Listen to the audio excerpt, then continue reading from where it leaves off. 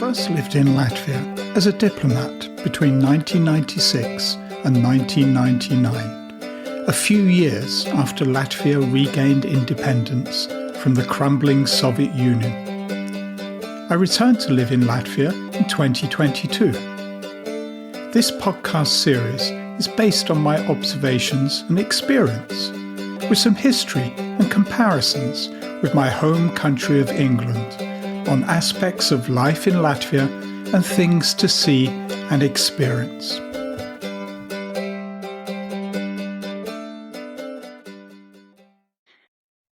On Valdemārpils. It's all in a name. Some Latvian place names give everything away at once. Ventspils is a port. Jūrmala is a seaside resort. Sigulda has castles and cliffs. And then there's Valdemārpils, a small inland town named after a man who spent his life convincing Latvians that their future lay exactly at sea. I'm standing here on the edge of Sasmaka Lake with a slightly creaky pier, reeds, and a line of roofs in the distance. In this episode, I've come to Valdemārpils, a town that manages to pack it a lot into a very small space. It has a national awakening ideologue, a sacred tree that has outlasted empires, a crumbling manor that looks midway between a fairy tale and a horror film, and a lake that has witnessed more history, fishing, gossip, and probably teenage summer romance than any guidebook will tell you. We'll wander through 4 chapters. First, how this little town came to be. Then the story of Krišjānis Valdemārs, after whom it is named. Then the legendary linden tree and the decaying Sasmaka manor beside it. And finally, what you can actually see and do here if you ever decide to leave the Riga to Ventspils highway and take the turning after Talsi that most people ignore. So let's start with the town itself. Long before it was Valdemārpils, and long before anyone here dreamed of national awakenings or maritime schools.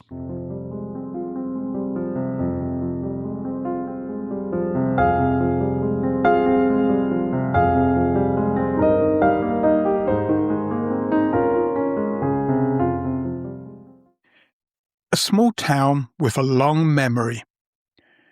Today, Valdemārpils feels like one of those small Latvian towns where life moves at a pace much slower than in the capital, Riga. There's a main street, a church spire pointing politely at the sky, a couple of small supermarkets, people walking, that slightly sleepy feeling you get in places where people still know who your grandparents were. But beneath that quiet surface lies a layered history. The old name of this place was Sasmaka, which you can still see on the lake, and on the nearby ruined manor. Sasmaka was part of Kurland, the western region of Latvia that's been tugged back and forth between German, Polish, Swedish and Russian powers over the centuries. It was a manor-centred settlement, organised around the estate and the church, rather than any grand urban plan. In the 19th century, Sasmaka had as many inhabitants as Talsi, and 84% were Jews. This puts the population in the low thousands. A town. Like so many places in Latvia, the story here is, first, indigenous Baltic tribes and their sacred sites, then the medieval crusading orders and German nobility, then serfdom, Lutheranism, and slow, quiet changes, and finally, the 19th century Latvian national awakening that begins to reshape how locals think about language, education, and identity. You can feel some of that history in the layout. The town stretches along the road, with the church as an anchor point, and off to one side the manor and its park slip gently into decay by the lake. If you walk from the centre towards the water, you're walking through centuries. Merchants and peasants, students and teachers, Soviet planners and post-independence entrepreneurs, all layered in the same streets. In the 19th century, as nationalism and ideas of self-determination began to circulate in the Baltic provinces, Sasmaka wasn't just an anonymous village, it became one of the places directly touched by a man who thought Latvians should stop being peasants tied to land they don't own, and instead look outward to the sea. That man was Krišjānis Valdemārs. He worked here, and later the town would take his name. But before we get to his story, it's worth remembering that without the backdrop of a place like Sasmaka, with its manor, lake, and Lutheran parish life, his ideas might never have taken root in quite the same way. Officially, this was Sasmaka until 1926, when the young Republic of Latvia looked at its map and quietly began editing the story told by place names. In some cases, that meant scrubbing out obviously German forms. In Sasmaka's case, it meant a more personal gesture. The government took this inland town and deliberately renamed it Valdemārpils, Valdemār's town, in honour of the ideologue of the National Awakening, who once trudged these streets as a young teacher. It wasn't a Soviet-style renaming after a distant revolutionary. It was an independent Latvia choosing to anchor a small place to one of its own thinkers. When the Soviets later arrived and began renaming maps across the region, they left this particular name untouched. A town named after a man who fought Baltic German feudal power and championed education economic progress. That was a story they could live with, even if they quietly edited out the parts where he believed Latvians should shape their own destiny. Today, when you stand by the lake and look back towards the houses, you're seeing a modest echo of what was once a hierarchical world: the manor at the top, the church, the school, and the wooden houses of everyone else. The population is now about 1,150 residents, and somewhere in that mix, Valdemārs appears as a young teacher, with a head full of plans for how Latvians could, quite literally, change their horizons.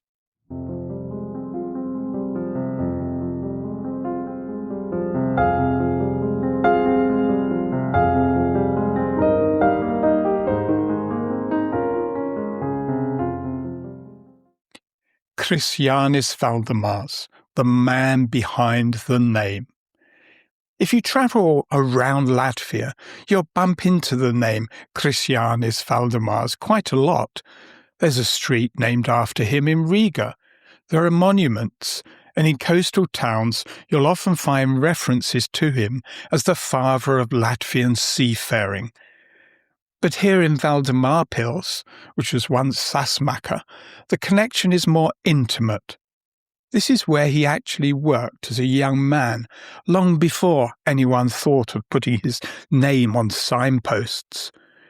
When you read the standard biography of Krišjānis Valdemārs, it's a story that ranges from rural Courland to Tartu lecture halls, from St. Petersburg editorial offices to the docks of Ainaži. But tucked into the early chapters is a quieter line. He worked as a teacher in Sasmaka. He was born just up the road at Vesjunkuri in Arlava parish in 1825.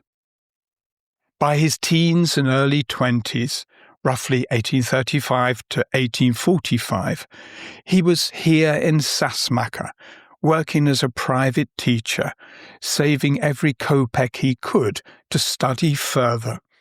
There's no grand record of him returning here as a famous ideologist to give speeches.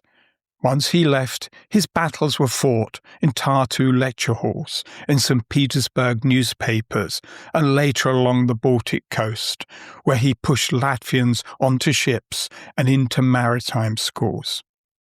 He was talented, stubborn, and very aware that Latvians were essentially stuck in a social structure that left them with the land but not the power. But the foundations of that fight were laid here, in a village schoolroom, in the shadow of a manor he did not own, surrounded by a population whose language and labour he believed deserved more than eternal servitude. Later, as editor of Peterburger's Avises, he would publish what must have been percolating during those early Sasmacher years: furious critiques of Baltic German feudal power, calls for education, and pleas for Latvians to lift their eyes from the furrowed field to the much wider horizon of trade, learning, and the sea. Valdemārs was born in 1825 into a peasant family, not someone destined on paper to become an ideologist of national awakening or a champion of maritime education. He trained, he studied, and he ended up here as a teacher at a time when education was one of the few ways to quietly start changing a society from the inside. Imagine him walking these same streets, passing the manor, heading to the school, possibly looking out at the lake and thinking about the much larger body of water to the west that many of his pupils had never seen. Valdemārs became convinced that the way out of poverty and dependency for Latvians was through seafaring and trade. Why should only Germans and others build ships, captain them, and control commerce? Why not Latvians? Later in his life, he would be involved in founding maritime schools, most famously in Ainaži on Latvia's northern coast, institutions that trained Latvian captains and navigators and symbolically shifted Latvians from being merely farm labourers to participants in global trade. But that vision, that sense that Latvians belonged on the sea, had to start somewhere. And one of those starting points was here, in Sasmacher, in the classroom where he taught. If you come here today, you'll find a granite monument to Valdemārs, the kind of thing that in many towns can feel slightly generic. But in Valdemārpils, it's worth pausing for a moment to imagine him not as a bust carved from stone, but as a slightly overworked teacher trying to persuade his students that the world was far larger than the landlord's fields. When the town was renamed Valdemārpils in 1926, it wasn't merely branding or a gesture to a famous son. It was a statement. This place, once defined by a manor and its lords, is now defined by a Latvian intellectual who challenged the old order. The place has reclaimed its former village teacher as one of the architects of the Latvian idea.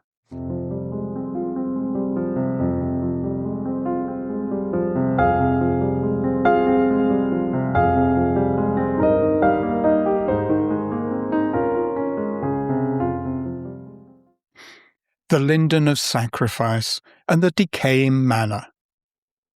From the centre of town is a short walk to what, for me, is the most striking part of Valdemārpils, the park around Sasmacher Manor and the legendary linden tree, which now competes not only for local attention, but also for titles such as European Tree of the Year. Let's start with the tree. In Latvian, it's called elku liepa, the linden of sacrifice. The name hints at its more older significance.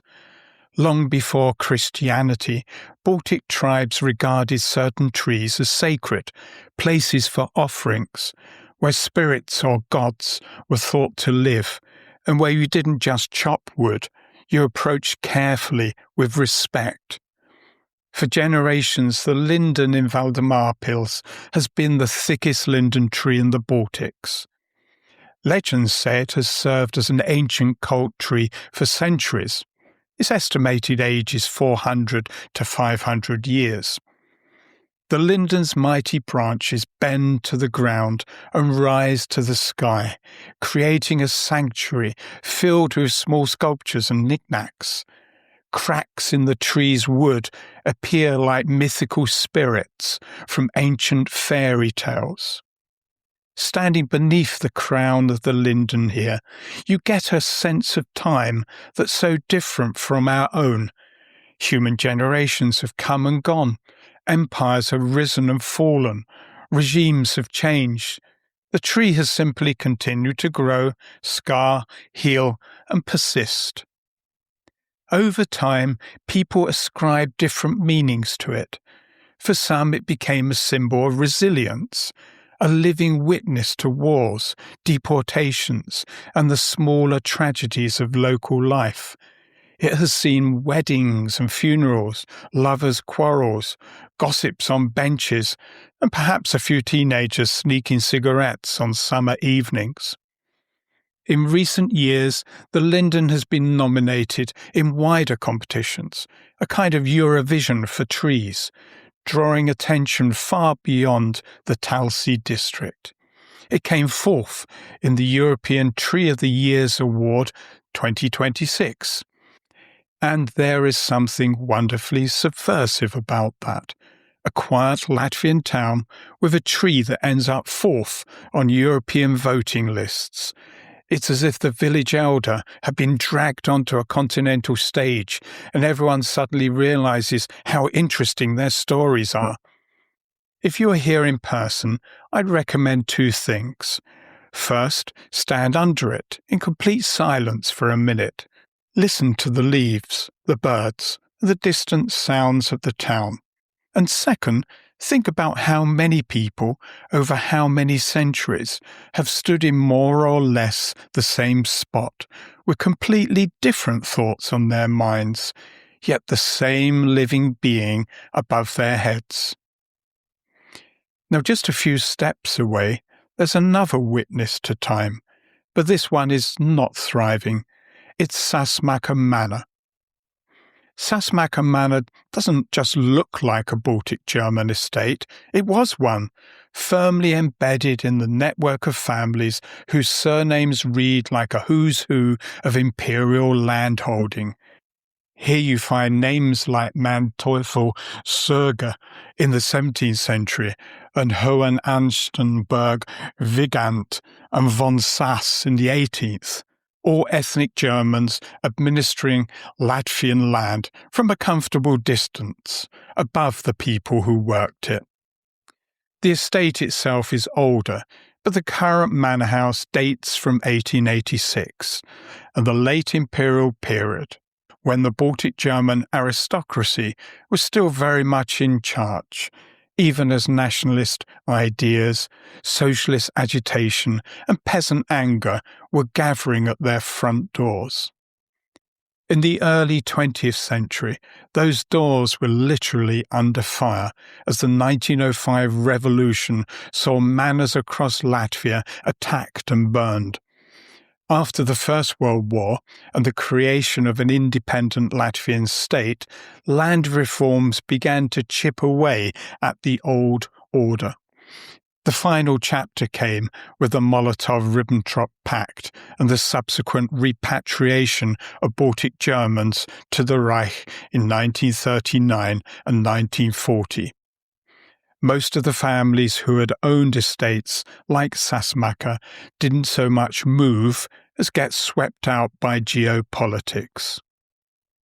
Under Soviet rule, buildings like this were stripped of their aristocratic pretensions and repurposed as community buildings, often schools, local institutions, meeting spaces and offices.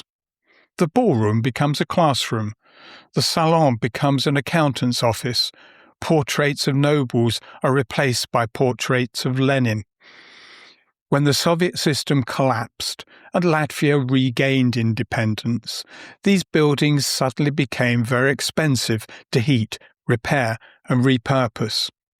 Some find new lives as hotels, museums or private homes. Sasmaka Manor hasn't, at least not yet.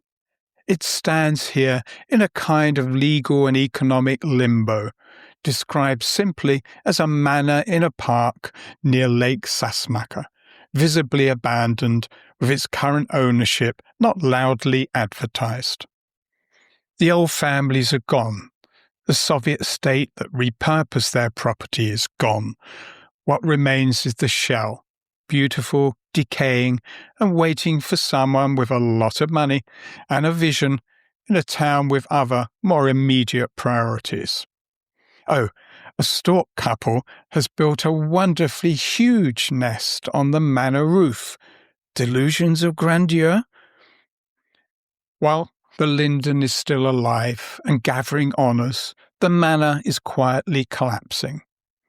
If you're into urban exploration, it's the kind of place that sets your imagination racing.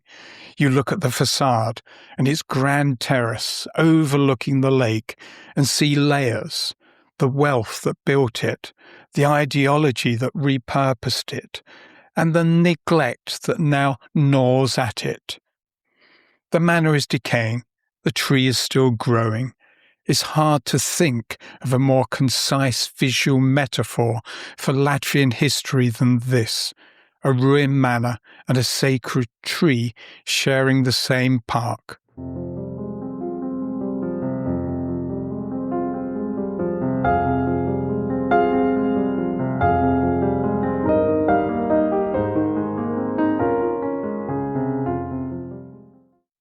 What to see and do, town and lake. At this point, you might reasonably ask, aside from trees, ruins, and the ghost of a visionary schoolteacher, what is there to do in Valdemārpils?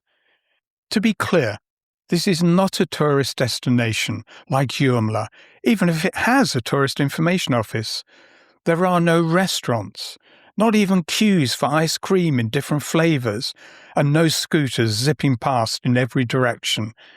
And that's precisely the point. Valdemārpils is a place for slow exploration. Start in the town centre, where the roundabout is. There is a car park there.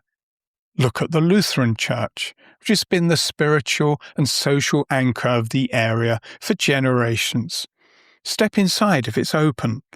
Latvian rural churches are rarely flashy, but they carry their own emotional weight. Simple wooden pews, warm floors, hymn boards, maybe a modest organ. Imagine the sermons delivered here under different regimes in different languages to congregations navigating their own storms. By the side of the Lutheran church stands the granite memorial to Krišjānis Valdemārs. It is simple yet elegant. Wander northwards from the roundabout along the main street, appropriately called Lila Iela, Main Street. Walk past the old wooden houses, so beautiful and clearly from a different age. You'll pass a small supermarket where you can pick up a coffee or something sweet or savoury. Turn right down Raina Iela. As you go down the hill, turn left at the wooden sign to Elku Liepa.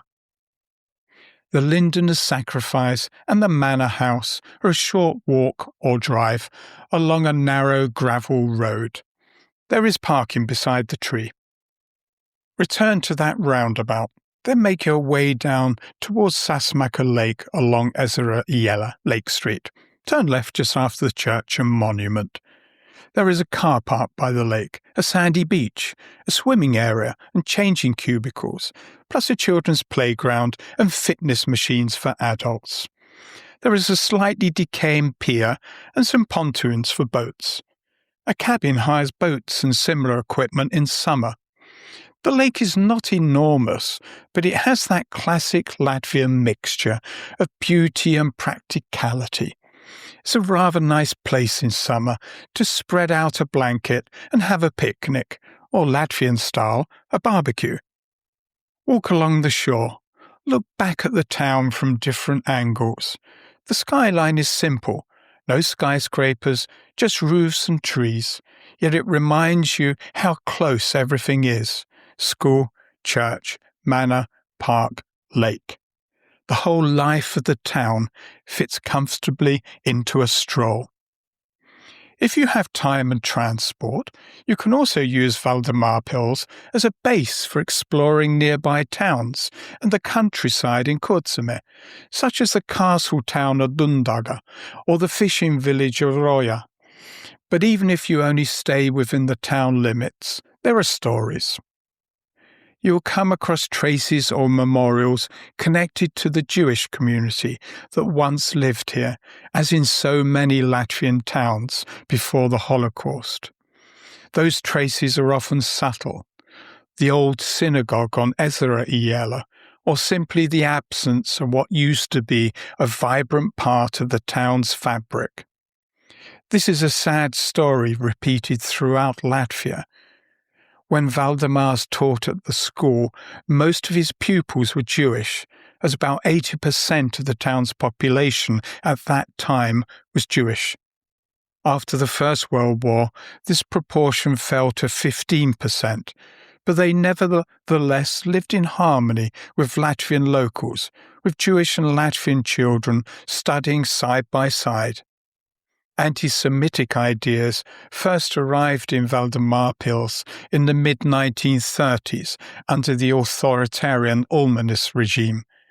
Jewish people suffered more during the 1940 Soviet occupation, as they had more to steal. Most remaining Jews living in Valdemārpils were slaughtered within the first weeks of the Nazi occupation in the summer of 1941. In July 1941, 150 Jews lived there. In August, none. Of all the seized townhouses, more than half had belonged to Jews. Communism did not bring any good news to the Jewish population in Valdemārpils either. And then there are the contemporary stories of people who chose to stay or return, even as so many left small towns for Riga or further afield to the UK, Ireland or Germany. If you get the chance to talk to locals, ask them what they think makes Valdemārpils special. You may hear about the tree, the lake, the quiet, the community, or simply the fact that it's home. From a tourism brochure perspective, the list of attractions might seem short. A historic centre, the lake, the ruined manor and park, the linden, a synagogue and a church. But from a storytelling point of view, everything feels dense. Each of those sites connects to broader themes: colonial history, national awakening, ecological persistence, rural depopulation, and the question of how small places survive in a world that keeps centralizing everything. So what to do in Valdemārpils? Walk slowly, look closely, maybe talk to local people, swim in the lake if it's warm enough. Let the town tell you its stories.